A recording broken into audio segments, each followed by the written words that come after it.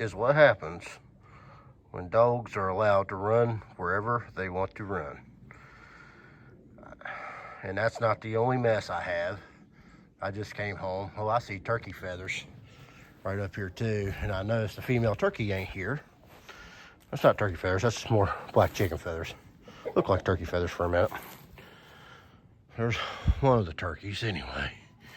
The other one might still be in the barn. Some of them, chickens got out today, but I didn't get a chance to feed them before I left today. Had a lot of stuff going on, and they've made a mess in here. Apparently something else made a bigger mess. I think I know what dog did it, but I can't prove it.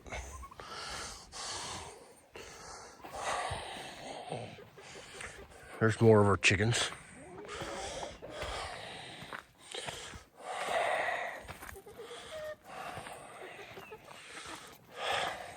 Yeah, y'all ain't supposed to be out, are you? But I know something happened. And I see more white feathers. And I'm thinking that's from that rooster that we was trying to keep alive. Because it's a rare rooster. I forget what it's called. I don't see him anywhere right here. I got a feeling that's what it is. I'm gonna have to investigate a little bit. There's where the chickens got out. They made a little hole in the tarp I had using for a door. There's the other turkey. More chickens on the floor, on the ground. I still don't see that rooster that I think it was probably from the feathers of. Let's take a look around here. Well, I never did find that rooster I was looking for, so I say it's gone. Then I seen this little bird sitting out here. So that's 4 birds in one day to what I'm pretty sure is some dogs. And there's more than one of them. And again, I'm pretty sure I know which ones it was. I just wasn't here. Camera didn't pick nothing up. So I have no evidence on the fact. But I will say this, if I catch them, they will be shot. And under state of West Virginia law, I do have that option. So, just a little FYI. I am not happy about this. I was not wanting to make this kind of video today. I had plans on just being a real happy video, putting a new battery in the tractor, which I have. But this is life on the farm. You got to deal with stuff like this. And this will kind of go along with another video that I started making a couple weeks ago. Never did get a chance to finish. It's still in the queue. Hopefully I can just add to it and just go ahead and get that video out of the queue with some other issues we're dealing with. But looks like the life's going to the dogs right here on Equally Yoked Farm. We're going to have to deal with this. Going to have to deal with it. Okay, guys, I'm going to give my perspective on what I think really happened here. And I've had a few minutes to calm down. I'm kind of upset, and anybody would in this situation. But I'm going to tell you what I think was going to happen. I'm just going to hit you guys with some very bad news. But and I was wanting to give this subject its own video here as soon as I got a chance, and I wasn't ready to do it just yet. But in light of what's happened, now is the perfect time to kind of talk about it. And on January 1st, we lost a very dear member to our household. And he'd been in a lot of the videos and stuff, and that was Bruno. Y'all remember our big Mastiff. And long story short, we let him out. We'd been at the auction all day, and we got home. We let him out to do his business while we was still kind of getting ourselves put back together, put away. We've been at the auction all day, and for some reason or another, he decided to cross the road. He come back. He got hit by a car, and really, really hard. So, and he, let's just say, with the amount of pain and stuff he was in, we made the decision we figured was best just to put him down, because he was laying in the ditch. I couldn't even get him to move, walk. He was just laying there breathing. That's all he was doing. So he got put down. So, again, I was wanting to dedicate a whole video just to him and stuff, but in light of what's happened, I think this is a good time and the reason I'm saying that is because when Bruno was here, we never had this kind of issue from other dogs. He kept the neighborhood dogs chased off. And because he was kind of territorial on the dogs. He was fine with other people, but he was real territorial when it comes to other dogs. So I don't know what to do here because we're not wanting to take in another dog. We're both pretty clear on that because me and my wife, we both got our own health issues going on, more so her than me, but you know, it's just more to take care of, more to do. But now we're running into having issues, and you're going to see some more issues that I had from a previous video that I haven't got a chance to post. I'm going to add to this video just because this is the right time to put that video in if something else had happened along with our electric poultry fence, and you're going to see why we're not kind of using it at the moment. And I got some work to do to the electric box to get it working again. I don't know if I'm going to get to that this evening or not. If not, it will be in the next video. Along with the new battery and stuff in the tractor. I have the new battery. I just ain't put it in yet. So we're working on this. I might be working on YouTube videos next couple of days because I got some material here. But yeah, protective animals really do help keep menacing animals down. Something to think about. That's why you see a lot of these people, these other farmers always have these guardian animals. They're there for a reason because they help protect your livestock, whether it be chickens or goats or cattle or what have you. It's surprising what a big dog will do to help protect. And, you know, like I said, even with Bruno being in the side pen, we wasn't going. We didn't have this issue, and now we've had an issue like where they tore into our poultry netting, and it's getting crazy. And I don't have no video proof. I thought for sure because that one chicken was in the front yard, it would whatever animal that took it would have showed up on a ring camera, but it didn't. So sooner or later, we're going to catch something in the act, and something's going to happen. And I don't mean to sound mean about it, but, you know, in the state of West Virginia, we do have the option to terminate the life of any dog that's caught harassing livestock, poultry, goats. They included all that in the written law. Even though it's all livestock, they included all that in the written law, just to make sure everybody was clear on it. So, I know a lot of people's going to be mad at me, but I am willing to practice that right. The state of West Virginia gives me on that. So, it's a sad deal, but, you know, I work hard to keep these chickens here. We've raised these chickens since they were little chicks, and just sitting there trying to keep them alive and keep them fed, it's expensive, and it's hard work. Anybody tells you that raising chickens is not hard work, you get 100 chickens and tell me how hard it is. I mean, it's a lot of work just keeping them going, and I've actually neglected them a lot here lately. I really hadn't had time, but days have started getting longer now and stuff, and I'm going to have more time to work with them of the evenings, so we're going to work with them. I just happened to took the day off because I had doctor's appointment and stuff today, but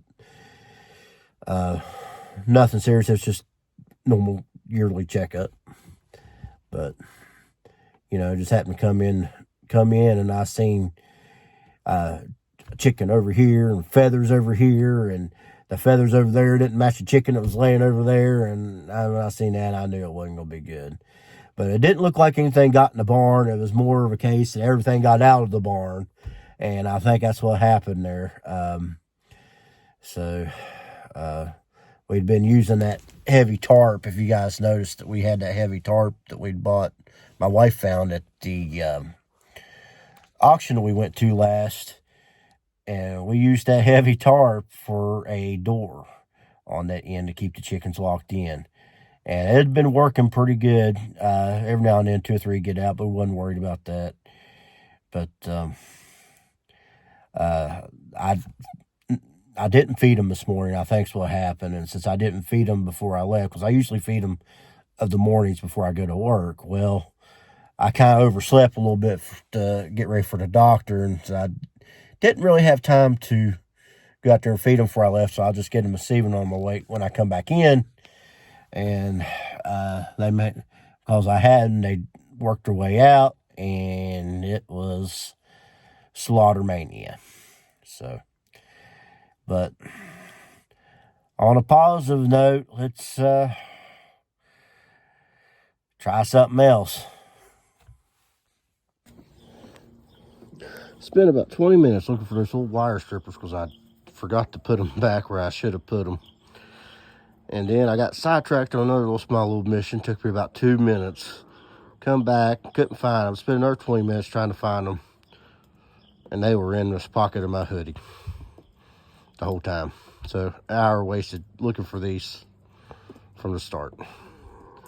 I don't know how much time I'm going to have time to get done, but right now would be a good time to go back to the old video that I started 2 weeks ago. And when we come back, we'll be working with these. Okay, for those of you who've been watching the channel very long, you know we use a electric poultry fence. Well, I haven't been using the electric on this for a while, and something chewed a big old hole right through my fence. It's in a couple spots. I don't know if it was chicken or a predator or what, but it even got the electric part, the green, that's where the electric is. So, it's kind of late in the evening. I hope I got enough daylight to do this. I'm going to attempt to repair this. Then I think I'm going to have to turn the electricity back on. It's even frayed way up here. But I think it's been some kind of predator, because something big's been through my barn and knocked cabinets over and stuff. So, probably chasing chickens. So, I'm going to attempt to repair this. Hopefully get done before it gets dark. Okay, so what I did here, I just took a piece of regular type of wire we use for electric fence, the regular steel wire, and tied it back to the electric strands. Now I need to get some more string and kind of tie up the netting ends, and then maybe get some black tape and put a little bit of insulation on those just to make sure nothing's going to get grounded out too bad. Okay, I'll be the first to say it's not a pretty fix, but what I ended up doing, I had to add some more string to make the nets off. I need to make sure that stays away from the electric part. I don't want to ground it out. But I put a little bit of black tape around where the wires are going to touch with the white string, because I'm not real sure if it grounded out or not, but I didn't want to take no chances. And I pretty well did the same thing over here as far as just tied more string up. And I'm going to hook the electric up, and we'll see if this works. Let's see what happens here. Right there could be a problem. I got a broken ground wire off the fence charger. Definitely got to fix that. Okay, so I'm not sure what's going on here. I reconnected the ground wire and stuff, but hooked the fence charger back up. But it just ain't working. I don't know if I got a blown fuse or what, but definitely gonna have to check into this here. Here, I'll unplug it and maybe check the fuses.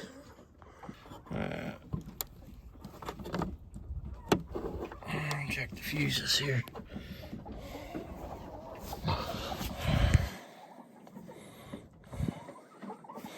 Can't get that one out.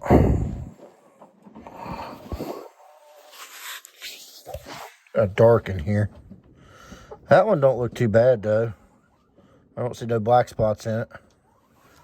Let's see here. Put that one back in.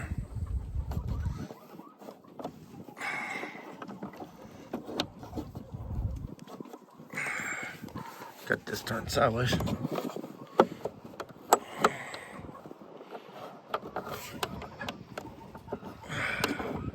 I don't want to lock in there. That'd definitely be a problem. Not sitting in there right, am I?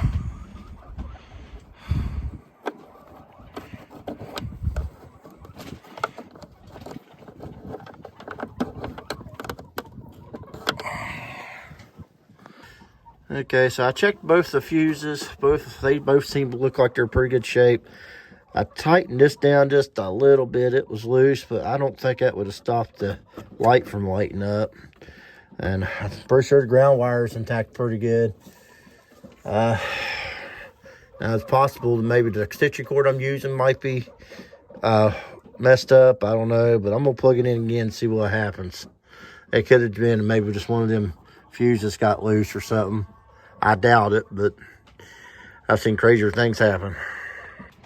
All right, so I tried a different extension cord, and that didn't help nothing either. So that makes me think it's probably in that ground wire somewhere.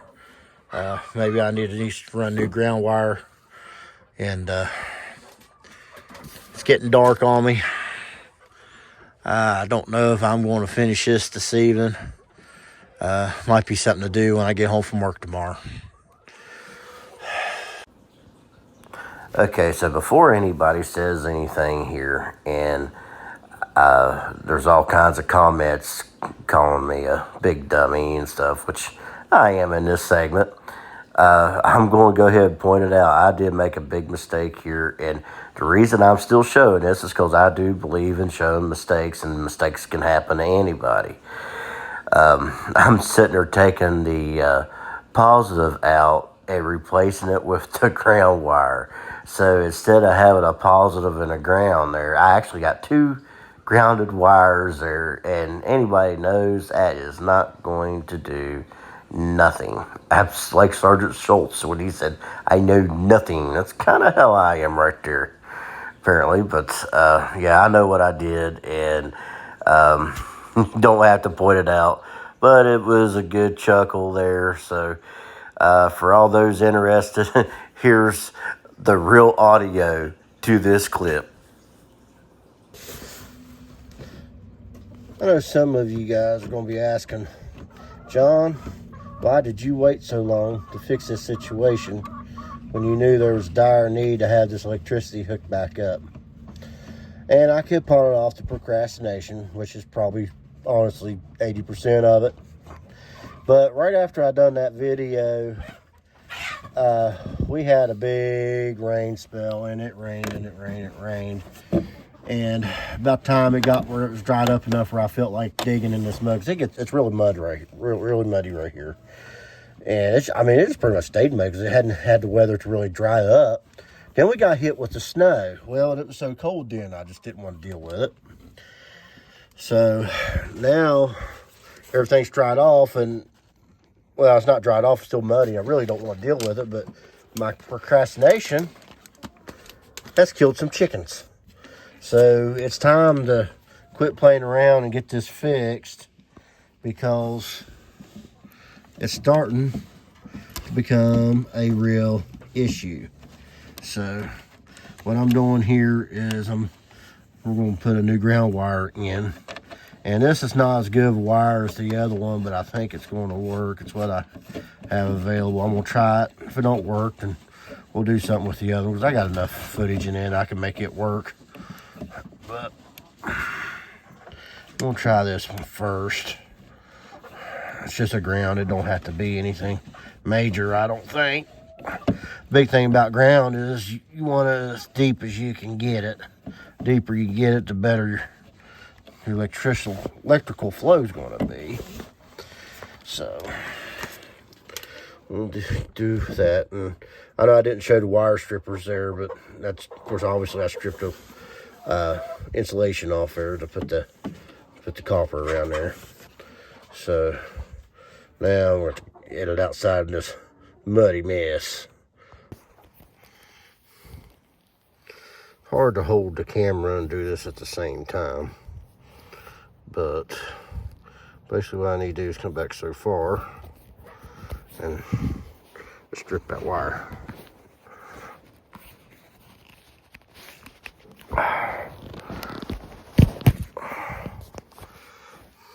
Like so.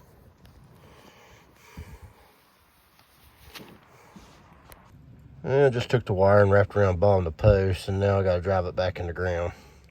That gives you your ground.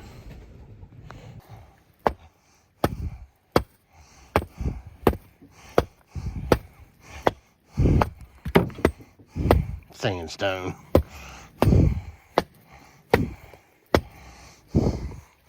That'll work. Now the question is, did it work? Find out in the next video. Okay, guys, I guess that was probably kind of a mean teaser, considering we all know what's going to happen with that fence. Because, like I showed you before I even did that last segment, I ended up hooking up two negatives terminals, or a negative to the ground, a negative to the positive terminal, and still left a negative on the negative terminal. So there's absolutely not going to be any, not going to be nothing happening.